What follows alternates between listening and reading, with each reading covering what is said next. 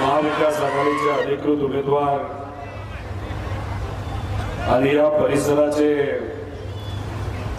भावी आमदार नारायणआबा पाटील यांच्या प्रचारानिमित्त ही जी सभा या ठिकाणी ठेवली, या सभेसाठी आवर्जून उपस्थित असणारे ज्यांना तुम्ही सर्वांनी पाठिंबा दिला, पैशाची मोठी ताकद समोर असताना सुद्धा आपल्या सर्वांचा स्वाभिमान राखत लोकशाही टिकवत तुम्ही ज्यांना खासदार बनवलं असे श्री धैर्यशील भैया मोहिते पाटील, ज्यांचं भाषण आपल्या सर्वांना ऐकायचंय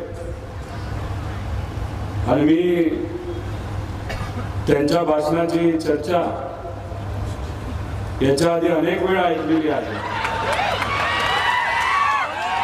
असे माजी आमदार श्री जयवंतरावजी जगताप,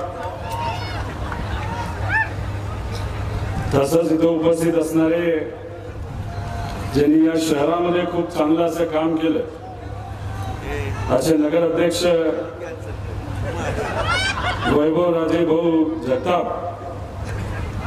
श्रीमती सविता राजेताई भोसले, शंभूराजे भाऊ जगताप, माजी उपाध्यक्ष सुभाषाबा घोडवे, आमचे मित्र संतोष भाऊ वारे, देवानंद भाऊ बागल, पृथ्वीराज भाऊ पाटील, नलिनीताई जाधव, शेखर भाऊ गाडे, अजित भाऊ तळेकर, अतुलजी पाटील, विभीषण भाऊ, अप्पासाहेब भाऊ जाधव, दिगंबर भाऊ, संजय भाऊ उठाळ, डॉक्टर अमोलजी दुरंदे, तसंच दुवाभाऊ खोकरे, बापूराव अण्णा, अप्पासाहेब भाऊ जांजुने, हनुमंतजाऊ मांढरे, जयप्रकाश भाऊ सर, राजाभाऊ कदम, प्रवीण भाऊ कटारिया, अल्ताफ भाई, सुधाकर काका लावण, उपस्थित असणारे सर्वच महाविकास आघाडीचे घटक पक्षाचे पदाधिकारी, कार्यकर्ते, पत्रकार व या सभेसाठी उपस्थित असणारे सर्व स्वाभिमानी बंधू आणि भगिनींनो, कमलाई देवीच्या पावन भूमीमध्ये इथे येऊन या प्रचाराच्या सभेला संबोधित करत असताना खूप मनापासून आनंद होतो। सभेला येत असताना थोडासा उशीर झाला त्यासाठी दिलगिरी व्यक्त करतो, पण मी आज दिवाळीचा सण, दिवाळीच्या निमित्त मी आपल्या सर्वांना मनापासून शुभेच्छा देतो। येणारं वर्ष सुखाचं आणि समृद्धीचं जावं अशी कमलाई देवी चरणी मी प्रार्थना करतो। आणि पाडव्याचा महत्वपूर्ण दिवस असताना सुद्धा वेळात वेळ काढून तुम्ही एवढ्या मोठ्या संख्येने इथं आलात आणि ही संख्या आणि तुमच्या सगळ्यांची उपस्थिती बघून मी 100% या ठिकाणी सांगतो की नारायणआबा 100% आमदार झाल्याशिवाय राहणार नाही।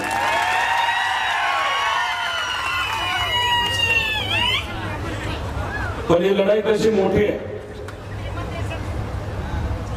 पुढे 2 उमेदवार आहेत, एक कुठल्या तरी पक्षातून उभे आहेत असं मला कळालं।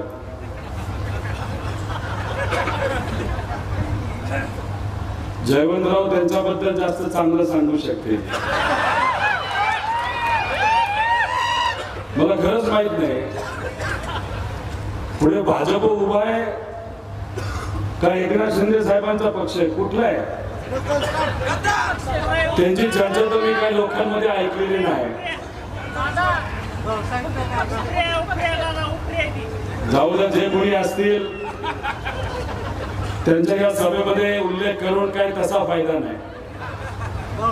पण मला असं कळालंय काल परवा त्यांच्या पक्षातून त्यांना खूप मोठी रसद पुरवली गेली आहे। अंदाजे आतापर्यंत 12.5 कोटी रुपये आलेत अशी चर्चा आहे आणि पुढे अजून काही पैसे येतील असं मला वाटतंय. मला त्यांना विनंती करायची आहे, तुम्ही ज्या पद्धतीने तुमचे कारखाने चालवले, तुम्हाला जे 20-25 कोटी मिळतील ना तुमच्या पक्षाकडनं, ते प्रचारामध्ये वापरण्यापेक्षा जी जुनी कारखान्याची देणी आहेत ना ती देण्यासाठी तो पैसा कुठेतरी वापरावा. आता दुसरे जे उमेदवार आहेत त्यांना सुद्धा खूप मोठी रसद येणार आहे आणि मग अशा पद्धतीने आपण सर्वजण कोणावर अवलंबून आहोत, तर आपण सर्वजण विचारावर अवलंबून आहोत. आदरणीय पवार साहेबांची ताकद, इथं असणारे निष्ठावंत कार्यकर्ते पदाधिकारी यांची ताकद आणि हे सर्व जे नेते आणि मान्यवर आहेत, त्यामुळे आपण लढत असताना आपल्याला जिद्दीने लढावं लागेल. सभेमध्ये तुमचा उत्साह जबरदस्त आहे, पण पुढचे 20 दिवस असाच उत्साह आपल्या सगळ्यांना ठेवणार का नाही ठेवणार? आपापल्या बूथवर आपल्याला लक्ष द्यावं लागणार आहे, गावामध्ये लक्ष द्यावं लागणार आहे. अरे ओपन इथं बोलून नाही चालत, तिथं पण आपल्याला ओपन म्हणून ताकद द्यावं लागेल. आपले नातेसंबंध जे कोणी असतील, दिवसाला 10 ते 12 फक्त फोन करा, त्यांना सांगा आपल्या नारायण आबांच्या पाठीमागे भक्कमपणे उभं राहायचंय. आणि आमचा जो अंदाज आहे, आबांची लीड ही 40 ते 50 हजाराच्या आसपास 100% आज तरी दिसते. माझा अंदाज सोडव, भाजपचा सुद्धा अंदाज आहे की इथं लीड काही तुटणार नाही, कारण की ही इलेक्शन ही लोकांनी ताब्यात घेतलेली आहे.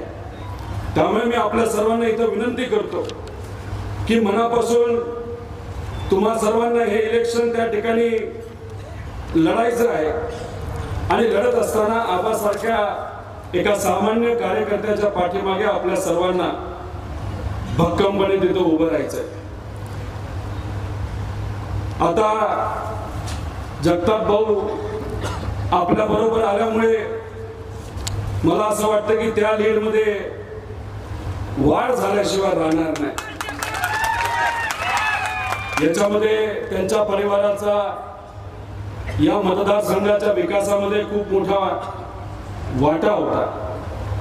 स्वतः त्यांनी खूप काम केले, त्यांच्या वडिलांनी सुद्धा या परिसरासाठी खूप काही केलेलं आहे.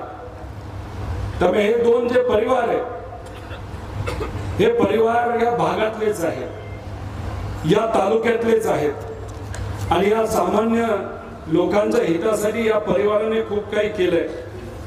आणि त्याच्यासाठीच आदरणीय पवार साहेबांनी त्यांच्या परिवाराकडे बघत, त्यांचा वारसा बघत आणि तसंच नारायण आबांकडे बघत तिथं त्यांना पाठिंबा दिलेला आहे. आणि पक्षाचं चिन्ह आणि पक्षाची पूर्णपणे ताकद ही नारायण आबांच्या मागे त्या ठिकाणी तिथं उभी केलेली आहे. त्यामुळे या लढाईमध्ये लढत असताना पुढे कितीही मोठी बलाढ्य शक्ती असली तरी आपल्या सर्वांना एकनिष्ठ राहत एकजुटीने तिथं लढा लढायचा. आपण सगळ्यांनी समजलं पाहिजे की हा लढा जो आपण लढतोय तो 2 उमेदवारांची लढाई असली तरी मला असं वाटतं की नारायण आबा नाही तर आपला पक्ष विरुद्ध भाजप अशी ही लढाई आहे. आता भाजपचा सगळ्यात मोठा या राज्याचा नेता कोण? देवेंद्र फडणवीस. त्यामुळे देवेंद्र फडणवीस विरुद्ध नारायण आबा अशी आपल्याला लढत ही लढायची आहे. मला माहित नाही इथं प्रचारासाठी देवेंद्र फडणवीस येतील नाही येतील, आले तर अजून 20-25 हजार लीड आपली वाढल्याशिवाय राहणार नाही. अहो देवेंद्र फडणवीसांचं एक गाणं ऐकलंय का तुम्ही?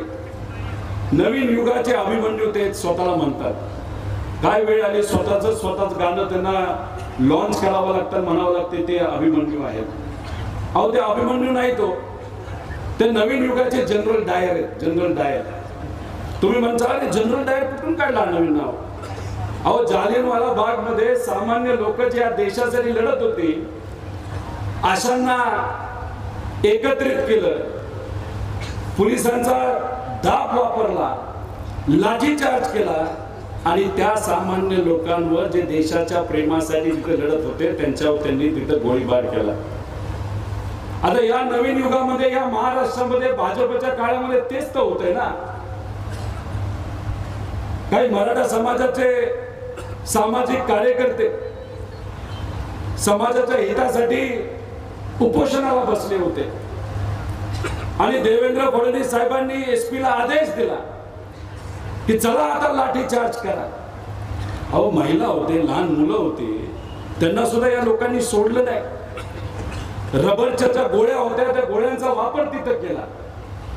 वारकरी संप्रदायावर सुद्धा देवेंद्र फडणवीसांनी आदेश दिल्यानंतर तिथं लाठीचार्ज हा आळंदीमध्ये झालेला आपण सर्वांनी तिथं बघितलेला आहे.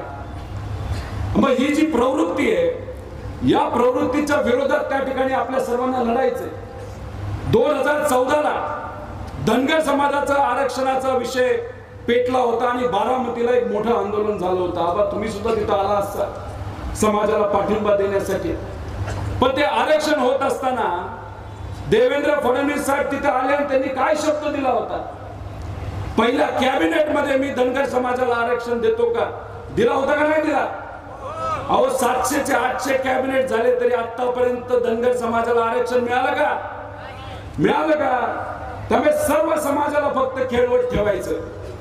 अहो काही दिवसांपूर्वी अमित शाह साहेब या राज्यामध्ये आले होते तेव्हा मराठा समाजाचे कार्यकर्ते उपोषणाला बसले होते, ओबीसी समाजाचे कार्यकर्ते बसले होते उपोषणाला, धनगर समाजाचं आंदोलन उपोषण चालू होतं, आदिवासी समाजाचं चालू होतं. आणि अमित शाह साहेब या महाराष्ट्रामध्ये या पवित्र भूमीमध्ये येऊन काय म्हणतात.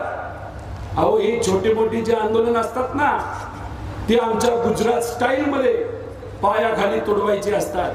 मी तुम्हाला हा प्रश्न करतो, ही जी गुजरात शाही आहे नाही तर गुजरातचा जो घमंड आहे तो आपल्या या महाराष्ट्रामध्ये आपण खपून घेणार का. मग म्हणून तुम्हाला सर्वांना सांगतो 2 उमेदवाराची ही लढाई नसून ही विचाराची लढाई आहे. त्यासाठीच आपल्याला सगळे वाद मिटून गटतट बाजूला ठेवून एकत्रित यावं लागेल आणि तिथं भाजपचा विरोध तिथं करावाच लागणार आहे. काही उमेदवार म्हणतील मी अपक्ष आहे. अहो अपक्ष असताना तुम्ही सत्तेत गेला, भाजप बरोबर मांडीला मांडी लावून बसला, त्यामुळे तुम्ही अपक्ष विपक्ष सुद्धा विचाराची लढाई चालू आहे. पण एक गोष्ट या ठिकाणी सांगतो, कर्जत जामखेडचा तर विकास त्या ठिकाणी मी करणार म्हणजे करणार. पण तो विकास करत असताना आबांनी सुद्धा या मतदारसंघासाठी जे स्वप्न मनामध्ये ठेवले आहे त्याला 100% पाठिंबा मी तिथं देईल असा शब्द इथे देतो. माझ्या मतदारसंघामध्ये MIDC मला आणायची आणि मग ती त्या फाईलचा फॉलोअप करत असताना आपल्या या मतदारसंघामध्ये सुद्धा MIDC आली पाहिजे का नाही पाहिजे. खरं तर आबा जेव्हा केव्हा बोलतात, जेव्हा मला भेटतात नेहमी या मतदारसंघाच्या पाण्यावर ते बोलतात. एक योजना आदरणीय पवार साहेब जेव्हा खासदार होते तेव्हा त्यांनी त्या योजनेबद्दल पाठपुरावा केला होता. दहीगावची योजना होती, पवार साहेबांनी भूमिपूजन केलं होतं. पण नंतरच्या काळामध्ये नारायण आबांनी त्याचा पाठपुरावा केला, मोठ्या प्रमाणात निधी आणला आणि ती योजना जर कोणामुळे कार्यान्वित झाली असेल तर आपले ते नारायण आबा आहे, त्यांच्यामुळे ती योजना तिथं पूर्ण झाली. आबा ती दुसरी योजना कुठे रिटीवाडीची योजना तुम्ही म्हणता का. चांगली संकल्पना आहे. पवार साहेबांबरोबर सुद्धा 2दा चर्चा तुमची झाली. एखादा व्यक्ती भेटल्यानंतर काय म्हणतो, पवार साहेब मला तिकीट द्या. पण आबा जेव्हा पवार साहेबांना भेटायचे तेव्हा पहिला मुद्दा जे कुठला काढायचा ते रिटेवाडीचा काढायचा की पवार साहेब तुमच्या आशीर्वादाने मी आमदार होईल, तिकीटच्या बाबतीत निर्णय तुम्ही घ्या, पण रिटेवाडीच्या बाबतीत नक्कीच आपल्याला सकारात्मक राहावं लागेल. आणि 100% मी आपल्या सर्वांना इथं सांगतो त्या योजनेचा फायदा या तालुक्यासाठी नक्कीच तिथं जास्त प्रमाणात होणार आहे. आणि आपलं सरकार या महाराष्ट्रामध्ये येणार आहे काळ्या दगडावरची पांढरी रेष आहे. आणि सरकार आल्यानंतर या योजनेसाठी पाठपुरावा 100% होऊन लवकरात लवकर ही योजना मार्गी लागल्याशिवाय राहणार नाही असा सुद्धा शब्द या ठिकाणी देतो. आबा जेव्हा मी 2019 ला आमदारकीला उभं राहिलो होतो तेव्हा मला जामखेडला जायचं असायचं. माझ्या मतदारसंघातून तर मला जाताच येत नसायचं, कारण का आमचे विरोधक राम शिंदे सर त्यांनी विकासच केला नव्हता, रस्त्यावर गाडीच चालत नसायची. त्यामुळे मी काय करायचो, मी डिक्सलला यायचो आणि करमाळ्याच्या मार्गे मी जामखेडला जायचो, कारण हा पूर्ण रस्ता कोणामुळे झाला असेल तो आबांमुळे झाला होता आणि खूप चांगल्या क्वालिटीचा तिथे झाला. मला असं कळतंय 2,000 किलोमीटरचे रस्ते आहेत आपल्या मतदारसंघामध्ये आणि आबा आमदार असताना 1700 ते 1800 किलोमीटरच्या रस्त्याला मान्यता मिळाली होती. रस्त्याचं काम सुद्धा सुरू झालं होतं. त्यामुळे आत्ताचे जे रस्ते आपण सर्वजण बघतोय ते खऱ्या अर्थाने आबांच्या काळातले ते रस्ते आहेत. आता नवीन झालं असेल तर मला माहित नाही, काय झालंय का, काय झालंय का? आता ती तुमची जबाबदारी, श्रेय ते घेत असतील तर आपल्या कार्यकर्त्याला आपली जबाबदारी ना लोकांना सांगायला की हे खरं काम कुणी केलेलं आहे. अहो दुसरा रस्ता जातेगाव टेंभुर्णी माझ्याच मतदारसंघातून जातो, अनेक वर्ष रखडला होता. मग माझ्या मतदारसंघातले 42 किलोमीटर तसेच राहिले होते. आदरणीय गडकरी साहेबांना मी 4दा-5दा माझ्या मतदारसंघातल्या रस्त्यासाठी भेटलो होतो. त्यावेळेस हा जो जातेगाव टेंभुर्णीचा रस्ता जो खराब होता नाही ते एखाद्या चुकीच्या कंपनीला दिला होता. त्या बाबतीतलं फॉलोअप त्यांच्या बरोबर सुद्धा केलं होतं. जे PWDचे आपले चव्हाण साहेब होते मंत्री, त्यात आपल्या बरोबर राहिले नाही, गेलेत पलीकडे. त्यांच्या बरोबर पण आपण पाठपुरावा केला होता. त्याचं पत्रही त्या ठिकाणी आपण दिलं होतं. आणि मला असं कळतं की तो रस्ता कुठं आता तिथं मार्गी लागलेला आपण सगळे तिथं बघू शकतो. त्यामुळे हे सरकार शेतकऱ्याच्या विरोधातलं सरकार आहे. आपल्या सर्वांना या सरकारच्या विरोधात एकत्रित येऊन एक आमदार निवडून द्यायचंय. 170 ते 180 आमदार महाविकास आघाडीचे या महाराष्ट्रामध्ये निवडून येणार म्हणजे येणार. हा सर्वे आपला सोडा भाजपचा सुद्धा सर्वे आहे. आणि मग आपल्या आमदाराला फक्त निवडून द्यायचं नाही तर आपल्या आमदाराला आपल्याला चांगल्या लीडली तिथं निवडून द्यायचं आहे. पण काही त्यांचे कार्यकर्ते जे म्हणतील लाडली बहीण योजना आणली, मी तुम्हाला या ठिकाणी आश्वासित करतो ते लाडली बहीण योजना जी या काळामध्ये इथं घाई गडबडीने सुरू केलेली आहे ती महाविकास आघाडीच्या काळामध्ये आपण बंद करणार नाही. उलट त्या योजनेला अधिकची ताकद देऊन 2 दिवसाने एक नवीन योजना आपण जाहीर करणार आहोत. त्या सर्व महिलांना त्या योजनेमध्ये घेणारच आहोत. पण ज्या महिला वंचित राहिल्या त्या महिलांना सुद्धा त्याच्यामध्ये आपण घेणार आहोत. त्यामुळे हा जो अपप्रचार चाललाय महाविकास आघाडी सरकार आलं की हे बंद होईल ते बंद होईल, अजिबात तसं काय होणार नाही. पण ह्या सगळ्या गोष्टी होत असताना आमच्या शेतकऱ्याला हमीभाव कसा मिळेल, आमच्या शेतकऱ्यांच्या मुलांना मुलींना हाताला काम कसं मिळेल, नोकरी कशी मिळेल, आमच्या महिला सुरक्षित कशा राहतील याच्यावर सुद्धा महाविकास आघाडी तिथं काम करणार आहे. मला माहित नाही तुम्ही दिवाळीची खरेदी केली नाही केली का खरेदी, परवडलं का आपल्याला? अहो तेलाचे भाव बघा, म्हणजे एका बाजूला द्यायचं आणि दुसऱ्या बाजूला काढून द्यायचं, ही भाजपची रणनीती आहे. लोकसभेमध्ये जो तुम्ही सर्वांनी रिझल्ट दिला त्या रिझल्टमुळे हे घाबरले महायुतीतले लोक आणि घाई गडबडीने फक्त योजनेवर योजना तिथं काढली गेली. आणि मग याच्यात या अनेक योजना आणल्या पण त्याच्यासाठी कुठलाही निधी दिला गेला नाही.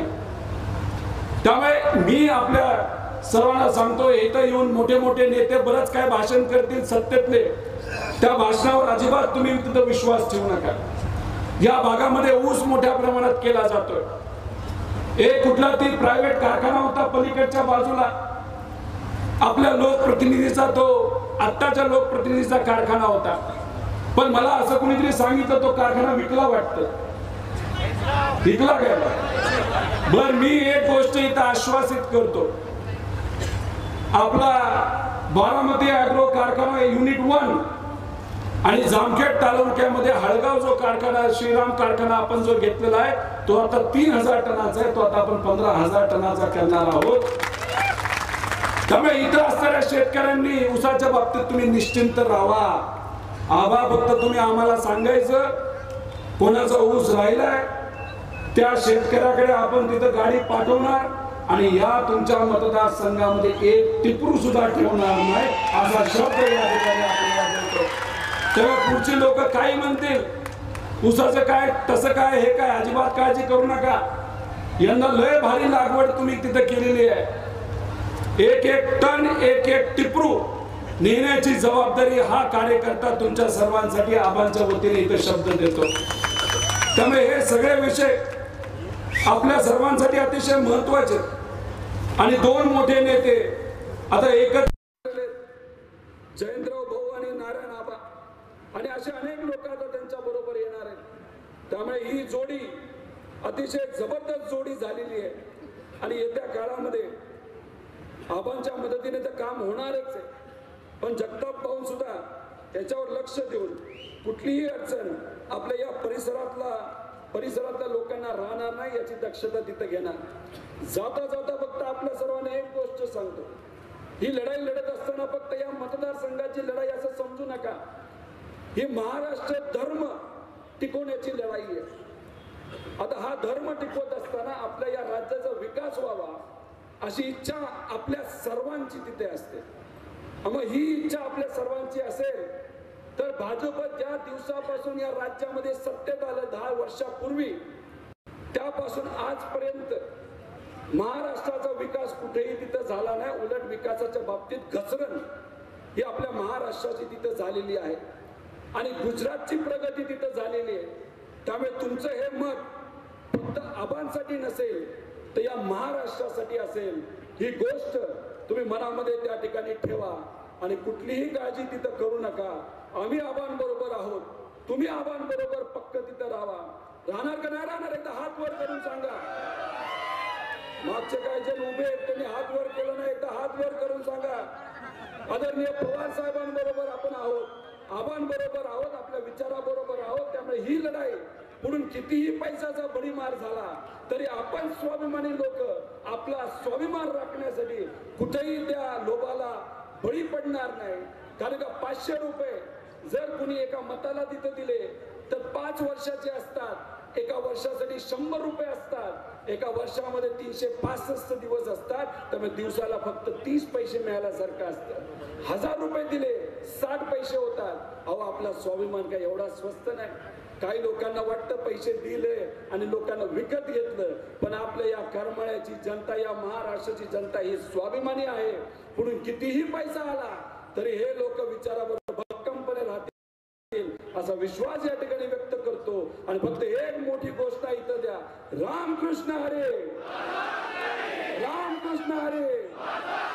आदरणीय पवार साहेब आप आगे बढ़ो, आदरणीय पवार साहेब आप आगे बढ़ो. जय हिंद, जय महाराष्ट्र, रामकृष्ण हरे.